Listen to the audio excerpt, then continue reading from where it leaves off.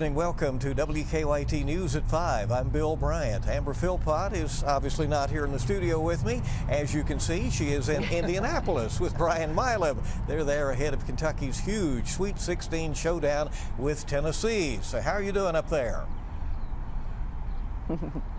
We are doing good, Bill. Thank you so much. We like to call this the calm before basketball. You know, we know tomorrow this place is really going to be rocking and rolling tomorrow night with all of the Big Blue Nation headed this way to Indianapolis. And one of the fun things I think about the NCAA tournament is that many times your opponent is someone you've probably not seen in a while, maybe have never played before, but not tomorrow night for UK. This is a team they know inside and out in Tennessee. And the fans do as well. Absolutely. You know, you have to usually get on the internet and say, well, who is Houston? How good are they, or Purdue?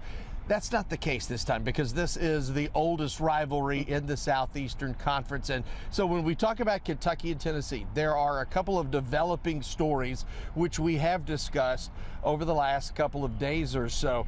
And that is, everyone knows it's the third meeting of the calendar year, 3 times in less than 3 months. And everyone knows UK took care of business the first 2 times around, but now the Cats have to go to the well one more time. Again, that's the beauty of being a competitor, because no matter how many times you've done it before, you have to do it one more time. And so sometimes to ask for more seems impossible. But the one great thing about athletes is they're chasing the impossible.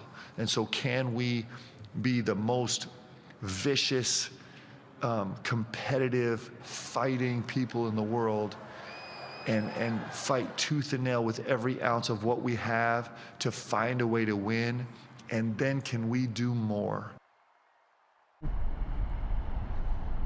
Find a way to win, and that is what Kentucky has done this entire season, especially since early December when Kerr Kriisa went down, and then Jackson Robinson, and Lamont Butler, and Andrew Carr, and the list goes on and on. So the Cats are as healthy as they have been for weeks and weeks. Find a way. They have found a way this whole time. They have to do it one more time, and then guess what?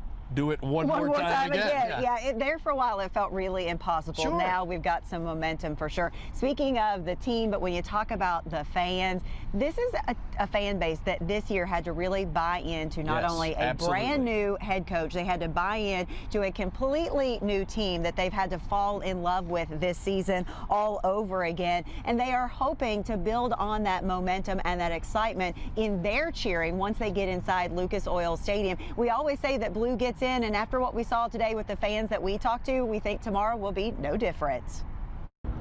At Lucas Oil Stadium, it's not football, but rather basketball taking center stage this weekend. The Cats on the floor for practice. Coach Mark Pope with a game plan in hand. On the streets of Indianapolis, it's the Big Blue Nation ready with their own game plan to cheer on the Cats. Oh, it's going to be pumped up, all right? Big Blue Nation is all over Indianapolis. I know Tennessee's not too far away, but we're closer, so we're going to bring it home. The Sticklers are 3 generations of Big Blue fans. The love for the Cats has been passed down year after year. Well, I mean, I've been a Kentucky fan since the early 70s, when I was probably about his age. The old Dan Issel, Mike Pratt, and so growing up, made him a Kentucky fan, and then now he's a big Kentucky fan. It's a basketball weekend for this family. The Lakers brought them to town last night, and with the Cats in town, they decided to stay, including little James. Are we skipping school today? Yeah. Oh.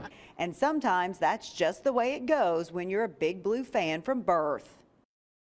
I've been doing this, Brian, a long time. I think every run that I've ever been on when it comes to basketball, I do find the parents that let the kiddos skip school. We're not advocating for that out there, but it always happens. And what great parents, I guess, to be able to let their kids come out and do that. But again, a lot of the folks that we talked to today, they're very few and far between, but a lot of them already had tickets last night to see the Lakers and Pacers. And it just so happens then UK got to come to this, site, and they were like, okay, well, we'll just get those tickets and hang around town. So it's the best of both worlds for those folks. Yeah, and what's even better is the fact that Houston's the #1 overall seed. They have the farthest to travel of anybody. Kentucky, Purdue's just an hour down the road. Home game. There's a lot of familiar faces and colors we will see tomorrow and this weekend.